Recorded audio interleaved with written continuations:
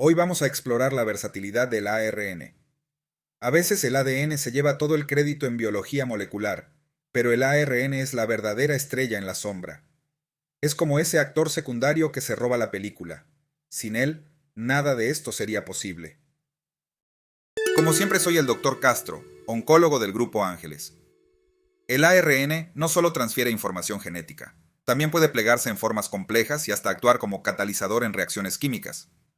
Imaginemos que el ARN es el Leonardo da Vinci de las moléculas, multitalentoso, creativo y esencial para la vida. La estructura secundaria del ARN es fascinante y llena de sorpresas. Al igual que los personajes de una novela, cada segmento del ARN tiene su propio papel. Tenemos protuberancias, que son bases no apareadas que sobresalen como esos personajes excéntricos que agregan drama a la trama. Luego los tallos son segmentos de doble hélice formados por apareamiento de bases, creando una estructura estable, como los pilares de una catedral. También están los bucles, que conectan estos tallos y le dan flexibilidad al ARN, y las uniones, donde varios elementos estructurales se encuentran, como una encrucijada en un capítulo emocionante. En conjunto, estas estructuras permiten que el ARN adopte formas únicas y funcionales. Cuando hablamos de la estructura terciaria del ARN, estamos hablando de un diseño molecular que es tan complejo y elegante como las obras de un arquitecto. Las cadenas de ARN se pliegan en formas tridimensionales únicas, utilizando enlaces de hidrógeno y apilamiento de bases. Primero tenemos la formación de estructuras secundarias, hélices y bucles que actúan como las vigas y pilares de un edificio. Después vienen las interacciones de largo alcance, donde nucleótidos distantes se conectan y estabilizan la estructura, como un sistema de puentes colgantes en una ciudad. Finalmente, el ARN se estabiliza gracias a los iones metálicos, que neutralizan su carga negativa y permiten el plegamiento final en una forma funcional. Este proceso muestra cómo la biología ha aprovechado cada truco químico posible para darle al ARN versatilidad y estabilidad. El ARN tiene interacciones de largo alcance, con bases en bucles y protuberancias, que establecen contactos inesperados, formando pares de bases no canónicos. Y por si fuera poco, necesita iones metálicos para estabilizarse, neutralizando su carga negativa. Es como si un artista necesitara la luz adecuada y un estudio bien equilibrado para crear su obra maestra. El ARN no es solo una molécula funcional, también tiene su propio repertorio de motivos estructurales que parecen sacados de un manual de diseño avanzado. Uno de mis favoritos es el pseudonudo, que se forma cuando un bucle monocatenario se aparea con una secuencia complementaria externa. Es como un nudo complicado que se forma en un hilo, pero aquí, ese nudo tiene una función biológica crucial. Luego está el motivo A menor, donde adenosinas monocatenarias se insertan en los surcos menores de las dobles hélices. Estas interacciones parecen simples, pero son esenciales para la estabilidad de la estructura. Finalmente, los tetraloops son pequeños bucles de 4 nucleótidos que actúan como anclas, manteniendo firmes las estructuras de tallo bucle. Estos motivos muestran cómo el ARN ha evolucionado para ser mucho más que un simple mensajero. Ahora, hablemos de la cinética del plegamiento del ARN. El proceso de plegarse correctamente es un verdadero desafío debido a la flexibilidad del esqueleto del ARN. Es como tratar de armar un origami perfecto sin que se deshaga por completo.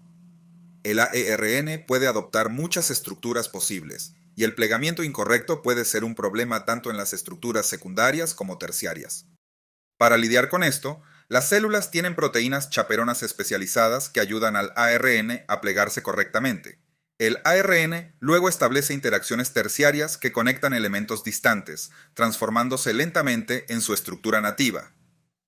Imaginen a estas chaperonas como maestros de yoga, guiando al ARN a encontrar la postura perfecta para que pueda realizar su función.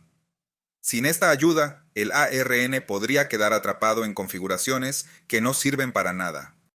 El ARN es la verdadera navaja suiza de la célula. Sus 5 tipos principales tienen roles muy específicos. El ARN ribosomal es el motor de los ribosomas, donde ocurre la síntesis de proteínas. El ARN mensajero actúa como el cartero, llevando información genética del ADN a los ribosomas. Luego tenemos el ARN de transferencia, que es como un repartidor que entrega aminoácidos específicos durante la síntesis de proteínas. Y no olvidemos el ARN nuclear pequeño, ARNS, que participa en el splicing, un proceso que edita el ARN mensajero antes de que se traduzca en proteínas. Pero el ARN no se detiene ahí. También hay ARN no codificantes con roles reguladores, mostrando que esta molécula es realmente multifacética. En la biología molecular hay momentos que te dejan sin aliento. Uno de esos fue en 1982, cuando Thomas Sech y su equipo descubrieron que el ARN no solo era un simple portador de información, sino que también podía tener actividad catalítica. Fue como descubrir que un actor secundario tenía talento para dirigir y escribir guiones. Encontraron que el intrón del ARN ribosómico de tetragimena termófila podía realizar auto-splicing sin proteínas. Imaginen el escepticismo de la comunidad científica. Un año después, Sidney Altman demostró que el ARN de la RNasa P de E. coli podía procesar pre-ARNet sin ayuda de proteínas. Hablemos de este descubrimiento inesperado en detalle. El equipo de Sech sintetizó un precursor de ARNR en E. coli y lo estudió en presencia de GTP y magnesio. Lo que observaron fue increíble. El ARN desnudo de tetrahimena realizaba auto-splicing por sí mismo. Es como si un coche pudiera repararse sin la ayuda de un mecánico. Este proceso involucra 4 pasos clave. Primero, la escisión del intrón, donde se separa de los exones circundantes. Luego, la unión de guanosina al extremo 5' del intrón. Después, la ciclicación del intrón, donde el intrón forma una estructura circular. Finalmente, la ligación de exones, que une los extremos de los exones, eliminando el intrón. Este mecanismo mostró que el ARN puede ser más que un simple mensajero. Es un actor y director de reacciones bioquímicas. Ahora vamos con la RNasa P, otro hallazgo revolucionario. En 1971, Sidney Altman y su equipo comenzaron a estudiar esta enzima, que procesa el extremo 5' de los pre-ARNet. Al principio, pensaron que el ARN era un contaminante en sus experimentos. Pero después de 12 años de trabajo, demostraron que el componente de ARN era el verdadero catalizador. Fue un momento de eureka, que cambió todo. La RNasa P puede actuar sobre otra molécula de ARN sin transformarse químicamente. Sin embargo, necesita altas concentraciones de cationes para funcionar in vitro, como magnesio hoy. En E. coli, el ARNM1 es el componente catalítico, apoyado por la proteína C5. En humanos, la complejidad aumenta. El ARNH1 necesita al menos 10 subunidades proteicas. Es un ejemplo perfecto de cómo la evolución ha diseñado sistemas complejos pero funcionales para procesar el ARN de manera eficiente. Ahora, hablemos de los diferentes tipos de ribosimas, porque el ARN no tiene un solo truco. Se clasifican en ribosimas grandes y pequeñas, basadas en su tamaño y mecanismos de reacción. Las ribosimas grandes incluyen la RNasa P y los intrones de los grupos 1 y 2, que pueden tener hasta 3000 nucleótidos. Estas ribosimas son como los grandes jefes de la biología molecular, manejando reacciones complejas. Por otro lado, las ribosimas pequeñas, como las de cabeza de martillo y el ARN del virus de la hepatitis delta, VHD, son más ágiles y rápidas. Son como asesinos a sueldo moleculares, pequeños, precisos y efectivos. Lo que todas estas ribosimas tienen en común es su capacidad para catalizar reacciones bioquímicas esenciales, una habilidad que comparte con las enzimas proteicas. Finalmente, llegamos al mecanismo de acción de las ribosimas. Estas moléculas funcionan de manera muy similar a las enzimas proteicas.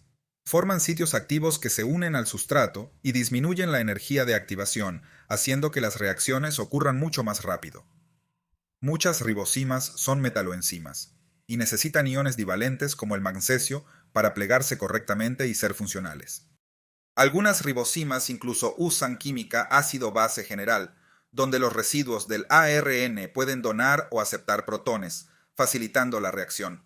Es como tener un equipo de construcción que trabaja en perfecta sincronía, con cada miembro desempeñando un papel específico. Este tipo de catálisis es crucial para comprender cómo el ARN puede ser tanto una herramienta estructural como un catalizador bioquímico. Desde su descubrimiento, las ribosimas pequeñas han capturado la atención de muchos investigadores por su potencial como herramientas terapéuticas, especialmente en el combate de enfermedades virales. Imagina esto. Las ribosimas son como tijeras moleculares que pueden cortar secuencias específicas de ARN, lo que las hace ideales para detener virus como el VIH. Actualmente, se están probando para inhibir la replicación de este virus y si tienen éxito, podrían cambiar el juego en el tratamiento del SIDA. Pero eso no es todo. Las ribosimas también se están estudiando como agentes terapéuticos contra el cáncer. La idea es que estas moléculas puedan dirigirse a los ARN mensajeros específicos de las células tumorales y bloquear su traducción, impidiendo el crecimiento tumoral. Es un enfoque que suena a ciencia ficción, pero podría convertirse en una realidad clínica. Y no olvidemos los trastornos genéticos. Las ribosimas tienen el potencial de corregir mutaciones específicas, como un editor que arregla un error en un documento genético. Es fascinante cómo estas herramientas moleculares están abriendo nuevas puertas en la medicina. La hipótesis del mundo de ARN es una de esas ideas que podrían haber salido de una novela de ciencia ficción, pero tiene una base científica sólida. Según esta teoría, hace unos 4.000 millones de años, el ARN era el protagonista absoluto de la vida. Actuaba tanto como portador de información genética como catalizador. Es el equivalente biológico del dilema, ¿qué fue primero, el huevo o la gallina? Pero aquí es, ¿qué vino primero, las proteínas o los ácidos nucleicos? En ese mundo antiguo, el ARN hacía todo: replicarse, catalizar reacciones y posiblemente sintetizar proteínas primitivas. Luego, con el tiempo, las proteínas comenzaron a asumir roles catalíticos más complejos, y finalmente, el ADN surgió como el almacén estable de información genética. Imaginen un mundo sin proteínas ni ADN, solo ARN haciendo todo el trabajo pesado. Es una visión que sigue fascinando a los científicos, y nos recuerda cuán versátil y esencial es el ARN para la vida. El futuro del ARN en la investigación médica es tan prometedor como un thriller con un final inesperado. Las terapias basadas en ARN están en el centro de atención, con avances que buscan utilizar ribosimas y ARN de interferencia, ARNI, para tratar enfermedades como el cáncer y las infecciones virales.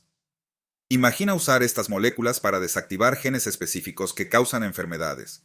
Es una medicina de precisión en su máxima expresión. También está la biología sintética, donde los científicos están diseñando ribosimas artificiales con funciones completamente nuevas. Es como crear herramientas moleculares personalizadas para resolver problemas biológicos específicos. Y no podemos olvidar el papel emergente del ARN no codificante, que está demostrando tener funciones reguladoras importantes en el genoma. Comprender cómo estas moléculas influyen en la expresión génica podría cambiar la forma en que entendemos y tratamos muchas enfermedades. Te invitamos a buscar más información en nuestra página